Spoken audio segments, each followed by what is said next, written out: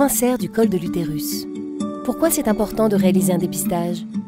Parce que grâce au dépistage, on peut repérer des lésions provoquées par un virus très fréquent, appelé papillomavirus humain ou HPV, les surveiller ou les soigner avant qu'elles ne se transforment en cancer. Et si jamais un cancer est découvert, il sera traité tôt avec des soins moins lourds. Qui est concerné par ce dépistage? Eh bien, toutes les femmes dès 25 ans et jusqu'à 65 ans, même après la ménopause et même si l'on n'a plus de rapport sexuel. Alors quand faut-il réaliser un test de dépistage? C'est simple, tous les 3 ans entre 25 et 30 ans et tous les 5 ans entre 30 et 65 ans. Comment faire? Vous prenez rendez-vous avec un gynécologue ou un médecin généraliste ou une sage-femme. Vous pouvez aussi prendre rendez-vous dans un centre réalisant le test, un centre de santé, un centre mutualiste, un centre de planification et d'éducation familiale, un hôpital ou un laboratoire de biologie médicale. Et comment ça se passe? L'examen ne prend que quelques minutes et n'est pas douloureux, même si une gêne peut être ressentie. Il permet de recueillir des cellules au niveau du col de l'utérus. Ce prélèvement est ensuite envoyé pour analyse. Et si une anomalie est détectée, cela ne signifie pas forcément que vous avez un cancer. Dans tous les cas, votre médecin vous contactera si un contrôle ou d'autres examens sont nécessaires. Grâce au dépistage, 90% des cancers du col de l'utérus peuvent être évités. Le dépistage du cancer du col de l'utérus, entre 25 et 65 ans, c'est important.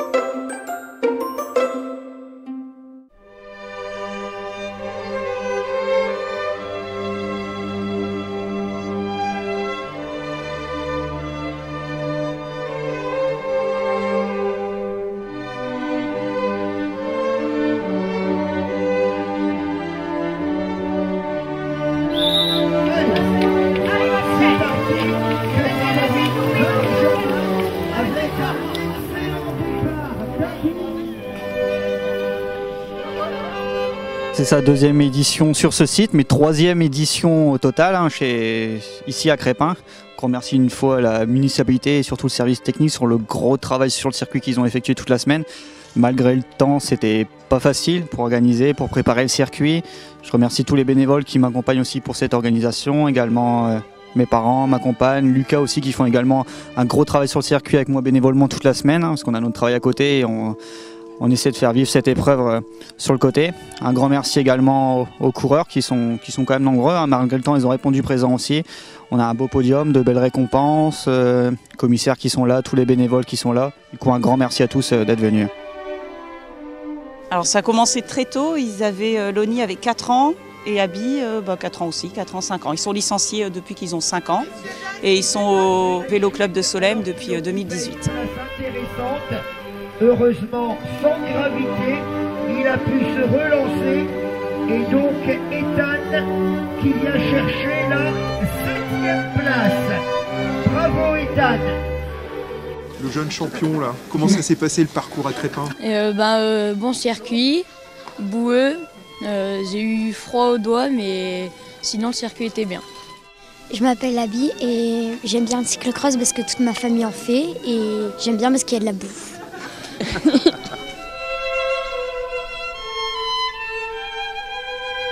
Allez, départ des premières catégories, la planche. Juste derrière, on aura les places de deuxième catégorie. Et tout d'abord, bonne année à tous.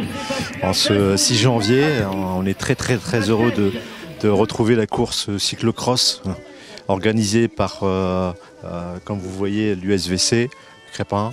Donc le temps commence à se maintenir, parce que tout à l'heure il y a quand même beaucoup de pluie. Mais bon, c'est du cyclocross, donc c'est idéal aussi pour eux, c'est parfait. Le parcours a été rallongé, d'après ce qu'on m'a dit, un peu sur l'école. Donc aujourd'hui, on a les spécialistes qui sont venus courir. Et c'est le top. Moi, je suis au top. Je suis super content. Super content de voir le sport de retour sur la ville de Crespin. C'est magnifique.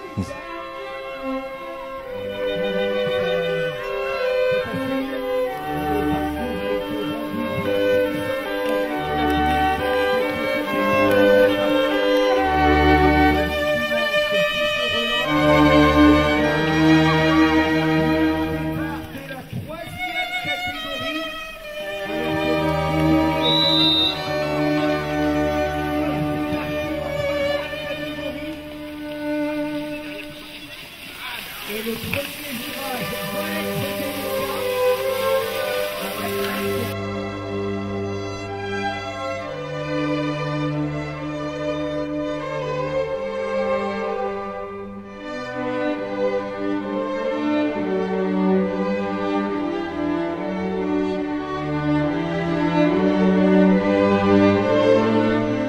Aujourd'hui, ce qu'on attend aussi, surtout sur la ville de Crespin, c'est des spectateurs.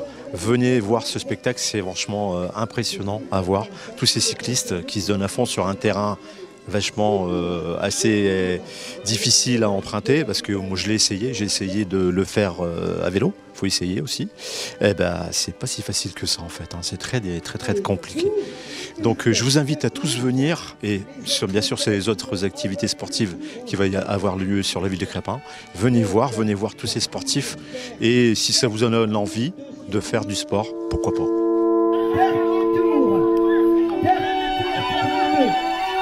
Allez, nouvelle accélération.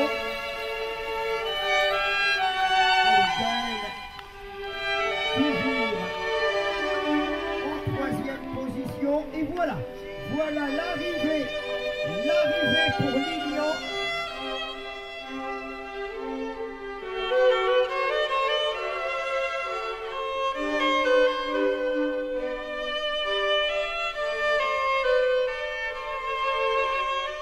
Alors c'était comment?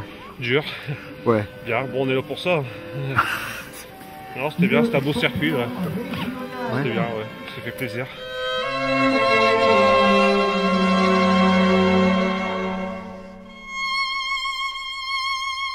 Bravo à vous les enfants. Et pour ceux à qui je ne l'ai pas dit, très bonne année 2024. Merci.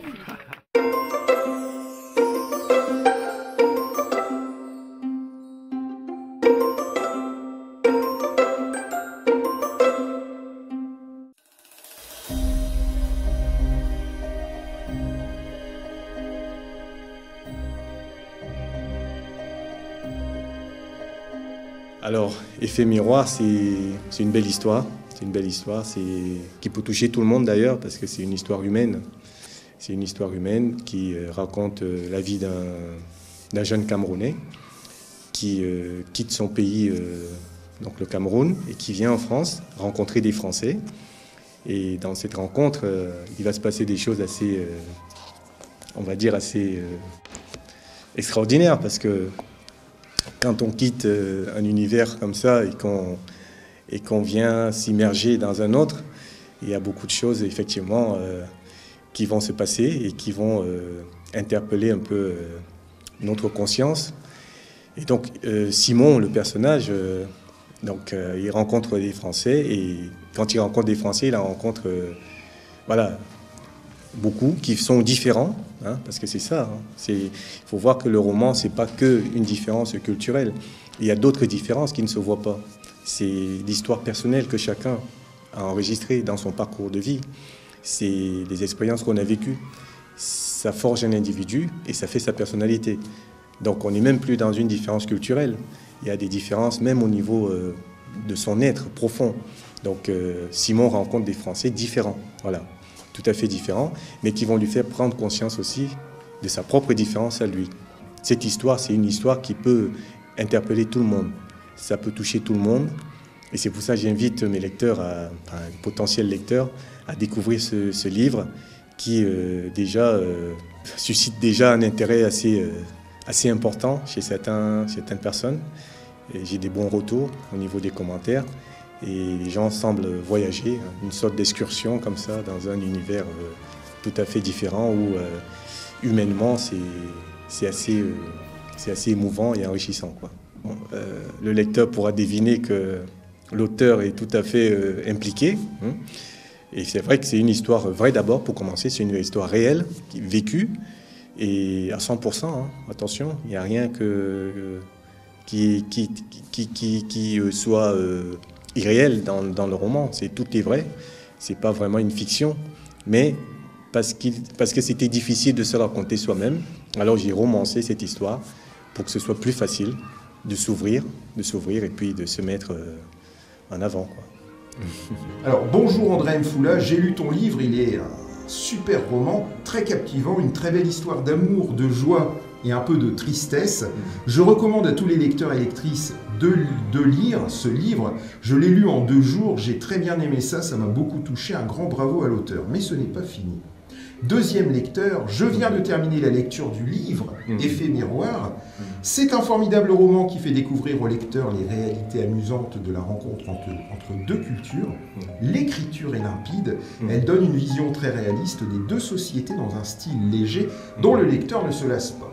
En ces moments mouvementés, ce roman apparaît comme une bouffée d'air frais. Merci André Mfoula. Et ce roman, vraiment, c'est comme une bouffée d'air. Comme l'a dit la commentatrice, là, c'est exactement ça. C'est une bouffée d'air. On sort un peu d'un schéma, on va dire, assez morose, voilà. Et on prend une belle énergie, de belles émotions. Et c'est vrai que moi, par rapport au retour que j'ai, ce sont les observations qui m'ont été faites par mes premiers lecteurs, voilà.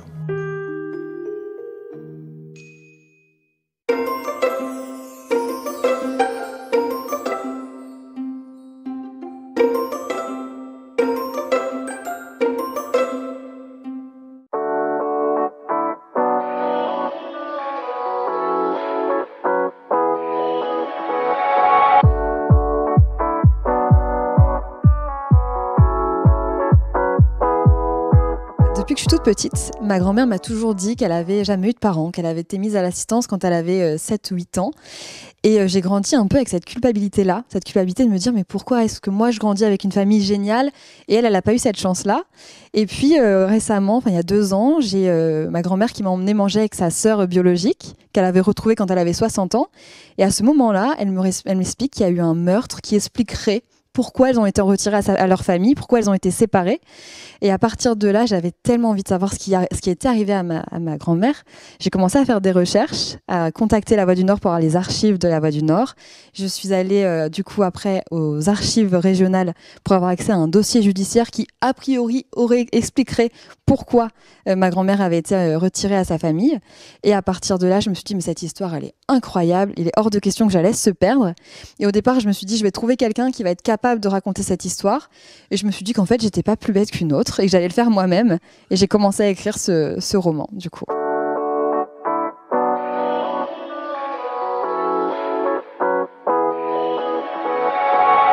C'est un roman qui tourne du coup autour d'un crime qui se passe à Mazingarbe en 1947.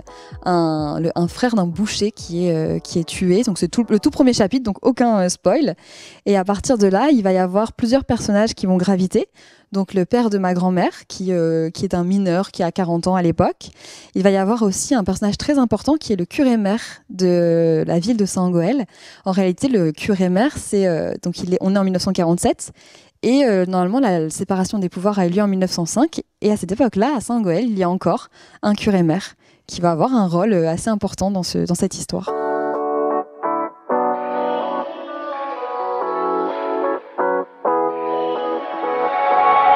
J'ai toujours voulu faire de la télévision. C'était mon rêve de petite fille. J'ai fait les études de l'audiovisuel de Valenciennes, donc la licence et le master de Valenciennes.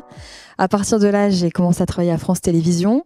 Je suis ensuite partie chez Lagardère où j'ai travaillé pour Gulli et la chaîne du magazine Elle.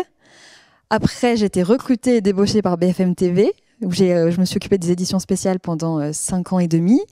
Et récemment, là, je suis partie dans une autre boîte pour couvrir les Fashion Week de Paris et du coup les défilés de mode des différents créateurs. Voilà.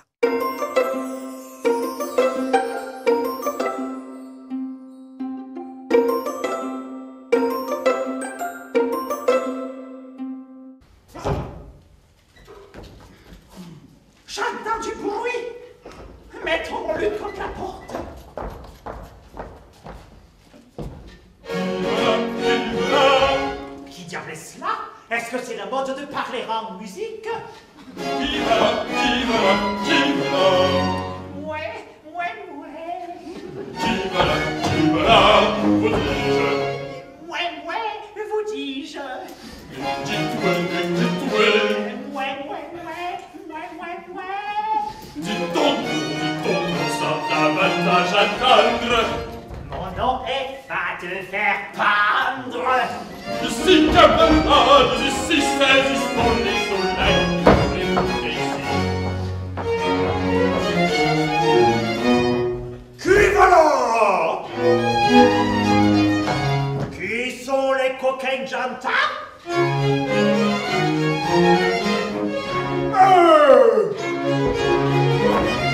Voilà, mes laquais, mes gens. Parlement. Hors le sang. J'en jetterai mon terme. Champagne, Poitvin, Pinard, Basque, Breton. Donnez-moi mon mousqueton.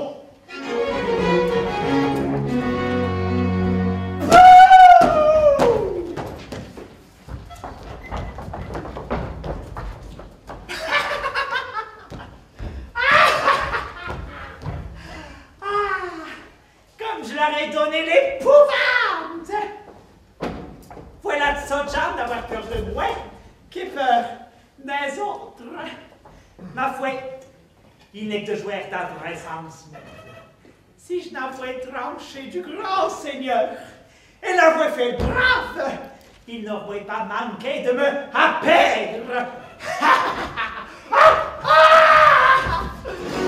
Nous mettons à nous, camarades, à nous, les péchés de la lumière. Camarades, les péchés, camarades, les péchés de la lumière.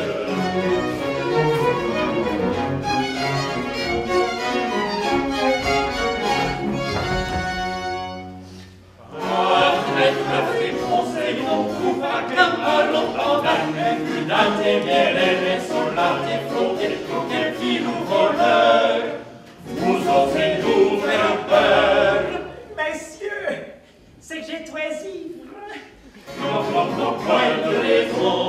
Il faut vous attendre à vivre. En prison, vite en prison. Messieurs, je ne suis point voleur. En prison. Je suis un bourgeois de la ville. En prison. Qu'ai-je fait? En prison, vite en prison. Messieurs, laissez-moi aller. Non. Je vous prie. Non. Hey. Non. De grâce. Non. Messieurs. Non. S'il vous plaît. Non. Par charité. Non. Au nom du ciel. Non. Miséricorde. Non, point de raison. Il faut vous apprendre à vivre. En prison, vite en prison. Hey!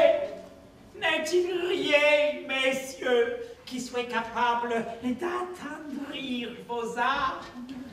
Il est aisé de nous toucher, et nous sommes humains, plus on ne serait cruel. Donnez-nous tous un petit pistolet pour le voir. Nous allons lâcher. Hélas, messieurs, je vous assure que je n'ai pas un sou sur moi.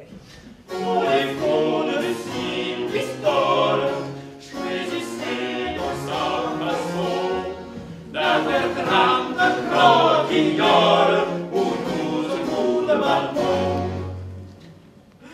Si c'est une nécessité qu'il faille en passer par là, je choisis la croquignole. Alors préparez-vous et comptez bien les courses.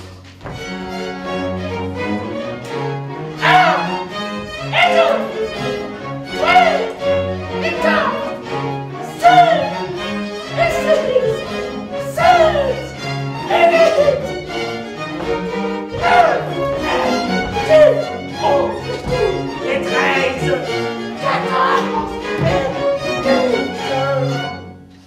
Ah,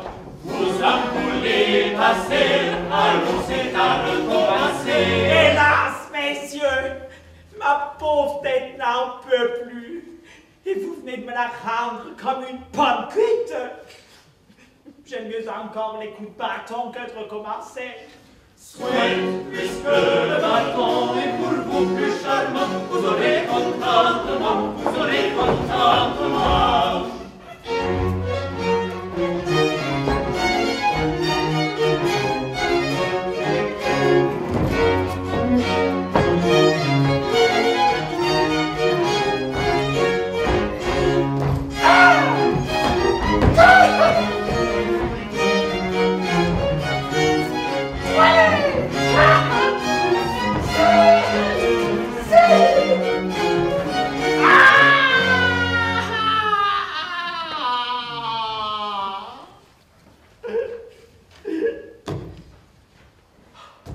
Je ne saurais plus résister.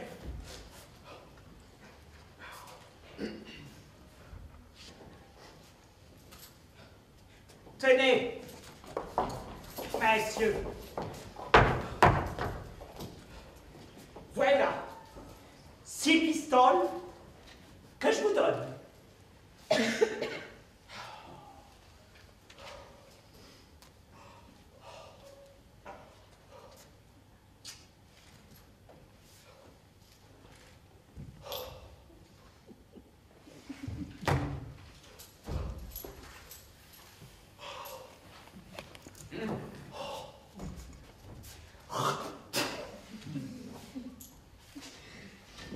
Allons les hommes, à l'homme noble et belle, aïe Seigneur,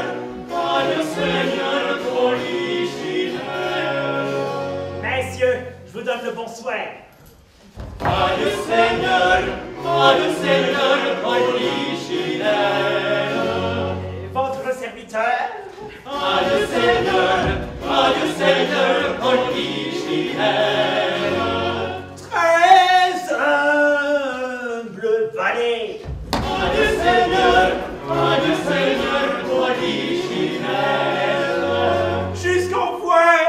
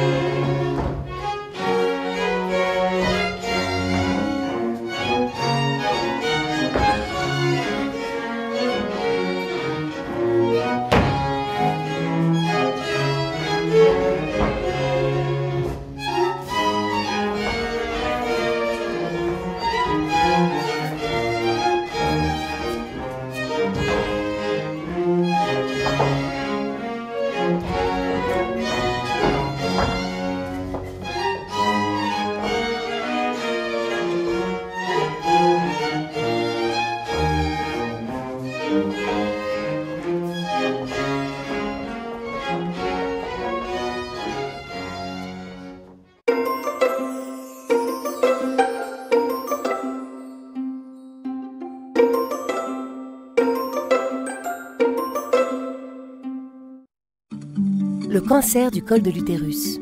Pourquoi c'est important de réaliser un dépistage?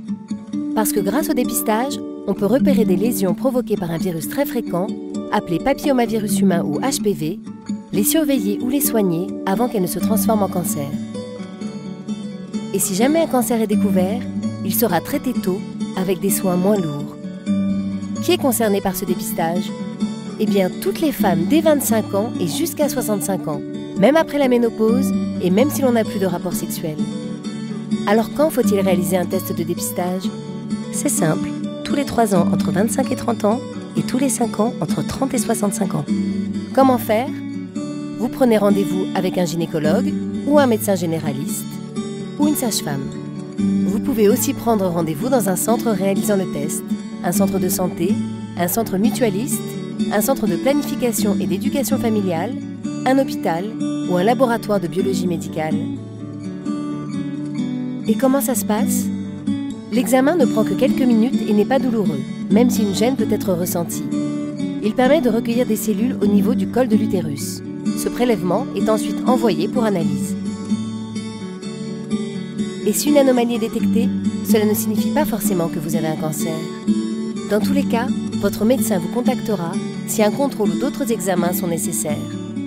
Grâce au dépistage, 90% des cancers du col de l'utérus peuvent être évités. Le dépistage du cancer du col de l'utérus, entre 25 et 65 ans, c'est important.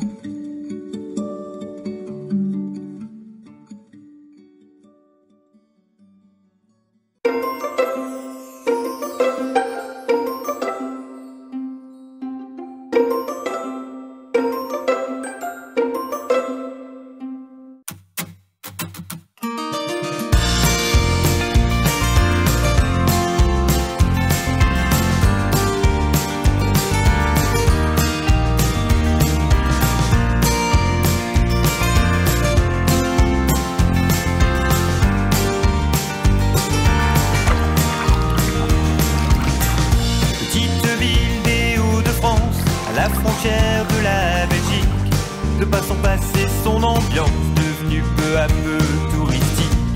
Marché nocturne ou plage l'été et bien d'autres festivités. Chapelle Saint-Roch ou son clocher, patrimoine à venir contempler.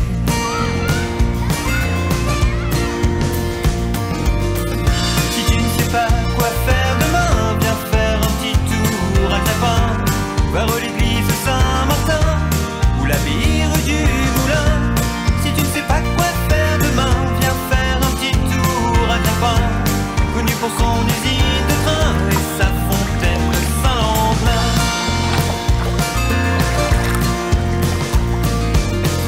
Boire une emblyse à la brasserie, un samedi après-midi, aller jusqu'au bord de l'Ogno et écouter le bruit de l'eau, arpenter le roi de Blicky, direction place Léon Stradi, et voir à travers des photos l'évolution de notre amour.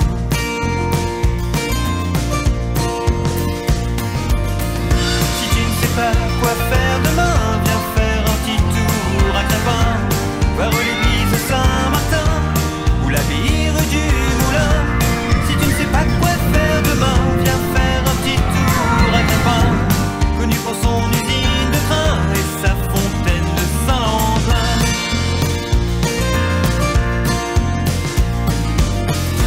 Et Alexandre le Meunier, géant qui fait notre fierté, vous fera découvrir, partager ce qui fait notre identité.